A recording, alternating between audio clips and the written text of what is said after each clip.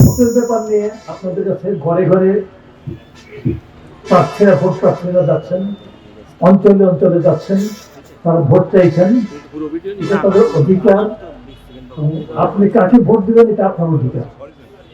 সেই অধিকার যাতে কেউ খর্ব করতে না পারে তার জন্য দায় এখানে নির্বাচন কমিশনের আওতায় আছে বর্তমানে সরকারি কর্মকর্তারা, যারা জেলা প্রশাসন, পুলিশ সুপার সহ অন্যান্য কর্মকর্তা, তারা সকলে এটা যাতে নিশ্চিত করতে পারেন আপনি যাকে খুশি ভোট দেবেন, এটা আপনার ইচ্ছা, যে কোনো মার্কার, যে কোনো ব্যক্তিকে, এটা যদি কেউ ইয়ে করতে না পারে।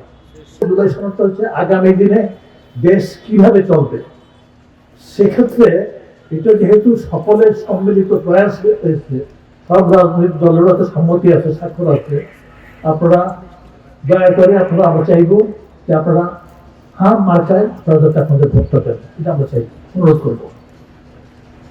আর পাশাপাশি ওই দিনে আপনাদের যে ভোট, সেটা আপনি যাকে খুশি দেবেন, যে কোনো মার্কায় দেবেন, যে কোনো দেবেন, এর সম্পর্কে সরকারের কোনো ইয়ে নেই। যারা নির্বাচিত হয়ে আসবেন তাদের ইয়ে মানে আমরা মনে করবো যে ভবিষ্যতে দেশের শাসক হবেন। কারণ যেহেতু বলা হয়েছে আপনার দেশের চাবি আপনার হাতে, মানে এখানে 18 কোটি মানুষ কিন্তু এই প্রজাতন্ত্রের মালিক, এবং এই দেশটা আগামী 5 বছর কিভাবে চলবে বা পরবর্তী সময়কাল কিভাবে চলবে, এটা কিন্তু এই জুলাই সনদের যথাযথভাবে আপনাদের সমর্থন এবং পরবর্তীতে এটা বাস্তবায়নের উপর নির্ভর করবে। আর কারা চালাবে সেই সিদ্ধান্ত নেবেন আপনারা, যাদেরকে আপনারা ভোট দেবেন তারাই চালাবে।